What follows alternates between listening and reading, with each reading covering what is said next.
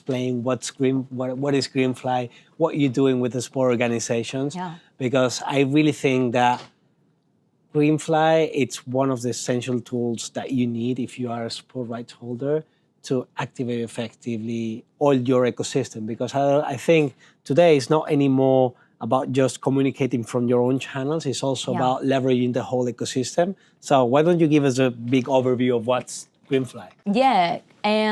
So Greenfly enables organizations to better manage content effectively.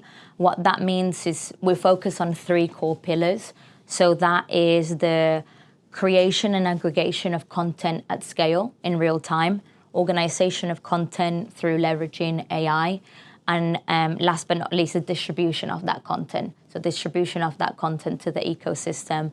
So whether it's distributing content to players, to clubs, to broadcasters, even back to owned and operated as well. And that's essentially what we do in a nutshell. Equally sponsors as well, I'll mention that. So helping organizations, supporting organizations in the monetization of the content as well. So really those are our 3 core pillars: creation, organization, distribution, and monetization. And that's very much at the front and center of what we do with the organizations that we work with. So I alluded to, we work with a variety of leagues across the world, and we support the content workflows. What I'll mention as well is very much, having that emphasis on that real-time piece, kind of like live or near live, which is of essence in the world that we operate in. And we know that, as fans, we want to consume content there and then, that it has to be timely and relevant. So that's something, again, that's very much front and center to what we do and how we work with a lot of organizations that have mobile content capture programs in place, for example, whether it's the likes of a DFL, I'll name them because they do a really great job of capturing content across every Bundesliga match and being able to distribute that at scale to the clubs, to broadcasters. So yeah, that's kind of what we do in a nutshell. And what are the organizations, you mentioned the DFL, what are other organizations you're working with? Yeah, we work with, again, from a leagues teams point of view, here in EMEA, we work with the likes of a CLGP, Six Nations, the Premier League. We also started to explore the brand world as well. Again, I think that's somewhere where we realize there's a lot of potential from a business point of view, just looking at a way, again, that brands activate their talent and the importance. From a global point of view, we work with some of the biggest names. So over in the US, the major leagues like NBA, MLB, NHL, etc. So we also, again, take pride on the organizations that we work with. And we spend a lot of time to understand what works well, what doesn't work well. And I think, again, something that is front and center for us is to be able to advise these organizations beyond here's the technology. We want to be seen as an extended arm of those teams and be strategic consultants to be able to, again, apply the learnings from the sports industry and help them drive overall business objectives around fan engagement, commercial growth, and whatever that may be. Because there's another challenge that I think we didn't mention before. With all this new technology, it's not only distributing the content to all the different platforms, it's also capturing the content from all the different sources. Yeah. Because 10 years ago or 15 years ago, the sport industry only needed to worry about the TV production. Today is the TV production, at the reporters, at the social media people, at the athletes. How you capture all that content, and put a little bit of order to make it actionable. It's one of the biggest problem that I guess you're treating with sports rights holder at the moment. Yeah. In terms of the content, the workflow. Yeah, the workflow, because you have all these different sources. Yeah.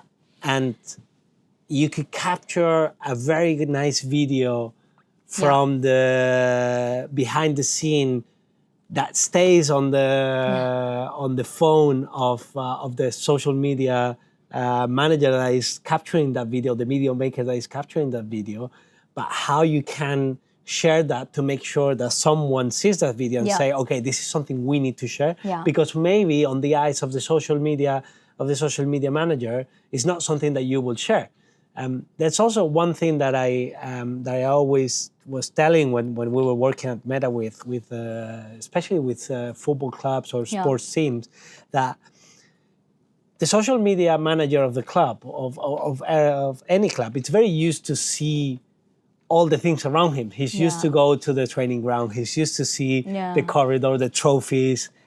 And sometimes you don't really give the value that it really has for a fan to share that moment. Yeah. So I think enable that sharing, getting all the content into one place and allowing someone and allowing an organization or a team to say, okay, we're going to share this piece of content and this piece of content, like dividing that decision making of which content we're going to put out. Yeah, it's very important.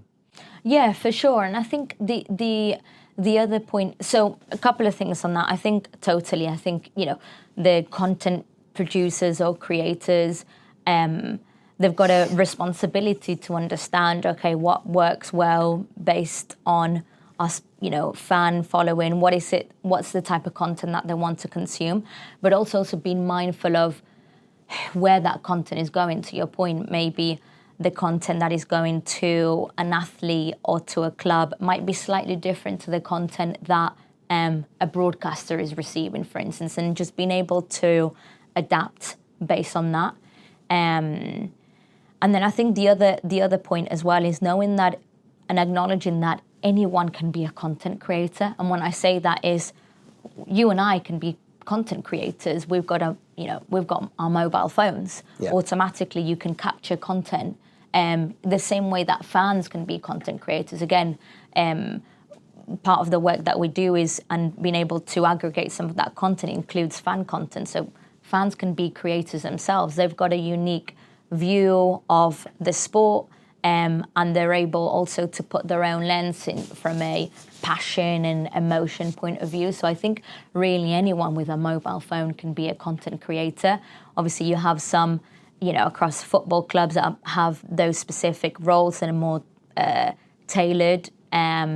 But equally, I think, again, anyone with access to a mobile device can be a content creator. And you can, we've seen even in my time at Greenfly, some really amazing pieces of content that have actually just been created by maybe someone in the comms team, for example, just because they were at the right place at the right time. And I think that's the other thing with content, right, is sometimes, you can have content that is reactive, more proactive, but equally you can have content that's a little bit more reactive that you can't necessarily plan for because it's just been at the right place at the right time and being able to capture that moment that just, encapsulates pure emotion and whatever that is, which is something, again, that we used to talk about when our time at Meta in terms of what makes great content. It's about it being emotive, entertaining, and you can't plan for those moments necessarily.